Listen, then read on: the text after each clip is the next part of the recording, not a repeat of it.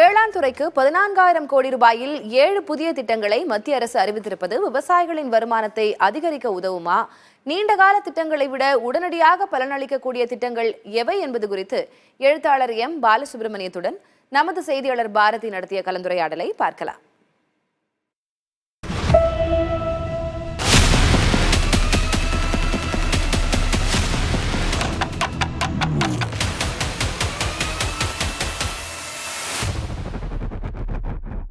வணக்கம். அனைத்து மட் 300 நொடிகள். வேளாண்மை துறைக்காக 14,000 கோடி ரூபாய் மத்திய அரசு ஒதுக்கீடு செய்திருக்காங்க. இது பற்றி நம்மளோட பேசுறதுக்காக திரு பாலசுப்ரமணியம் இருக்காங்க. பேசலாம். வணக்கம் சார். மத்திய அரசு 14,000 கோடி ரூபாயை விவசாயத்திற்காக ஒதுக்கீடு செய்திருக்காங்க. பல துறைகளை கிட்டத்தட்ட ஒரு 7 திட்டங்கள் அடிப்படையில் இந்த நிதியை ஒதுக்கீடு செய்கிறாங்க. இதை எப்படி பார்க்கலாம் சார்? இது வழக்கமாக பட்ஜெட்டில் கிட்டத்தட்ட 3,14,000 3,20,000 கோடி ரூபாய் ஏற்கனவே வேளாண்மைக்காகவும் பால் வளம் மற்ற துறைகளுக்காகவும் ஒதுக்கியிருக்காங்க. இதை கூடுதல் ஒதுக்கீடாக நம்ம பார்க்குறோம். வேளாண்மை துறையை பொறுத்தளவுக்கும் எந்த அளவு முதலீடுமே இன்றைக்கி தேவையான முதலீடு. கடந்த 50 ஆண்டுகளாக வேளாண்மை லாபகரமாக இயங்கவே இல்லை, நஷ்டத்தில் இயங்கிட்டு இருக்குது. அதனுடைய பிரதிபலிப்பாக பல இடங்களில் போராட்டங்களை பார்க்குறோம். ஒரு விவசாயி அவங்க இடத்த விட்டு வெளியில் வருஷக்கணக்கில் போராடுறாங்கன்னா வாழ்வாதாரம் பாதிக்கப்படுதுன்னு தான் அர்த்தம். அதனால் அந்த புள்ளியிலிருந்து இந்த ஒதுக்கீடு வரவேற்கத்தக்கது தான். ஆனால் இது போதாது.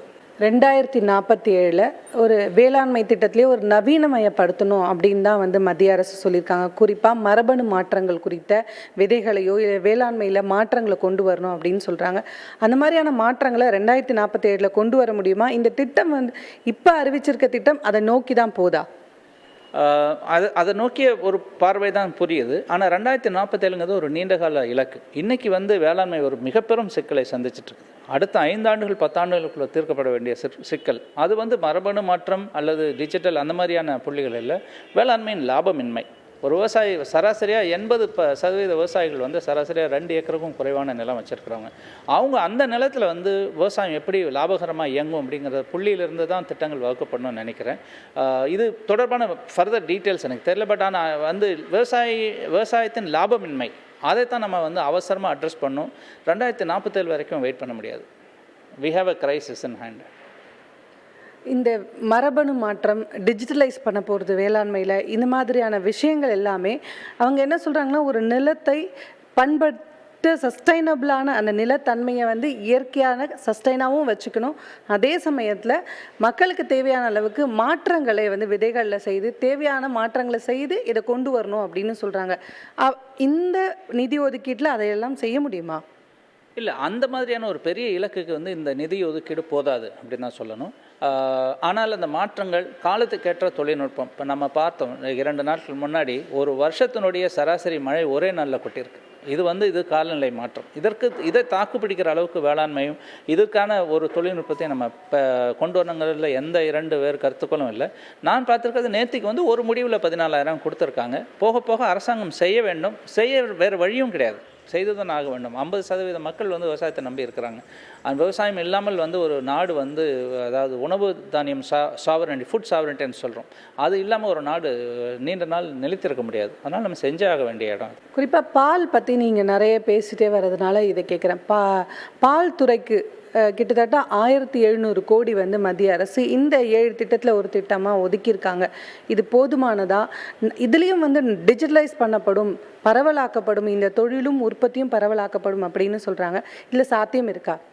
பால் துறையை பொறுத்தளவுக்கும் அது ஒரு தன்னளவில் தன்னிறைவு பெற்ற ஒரு துறைன்னு தான் சொல்லணும். அதாவது உணவு தானிய உற்பத்திக்கு மாதிரி இங்கே மானியங்கள் அதிகம் தேவைப்படாத ஒரு துறை. ஏன்னா இந்திய அளவில் விவசாயிகள் உற்பத்தி கூட்டுறவு நிறுவனங்கள், அதாவது விவசாயிகளுடைய நிறுவனங்கள் ஓரளவு தற்சார்பு பெற்ற ஓரளவு தன்னிறைவோடு இயங்கிட்டு இருக்குது. அதை பொறுத்தளவுக்கு இந்த அலாட்மெண்ட் பெரிய விஷயம் இல்லை.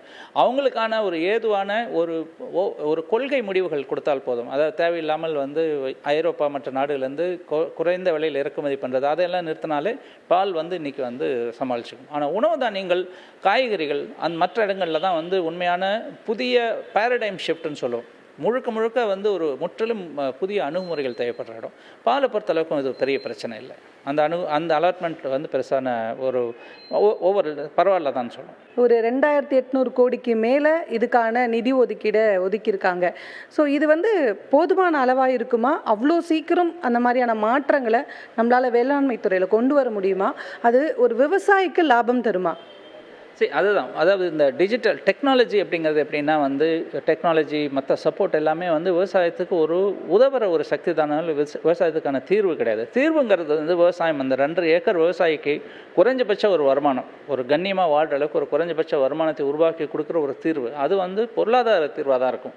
அதுக்கு வந்து technology, seeds, fertiliser, policy support இதெல்லாம் வந்து உதவுமே தவிர அதுவே தீர்வாகிடாது. அதற்கான தீர்வு நான் எட்டப்படலைங்கிறது தான் என்னுடைய கருத்து.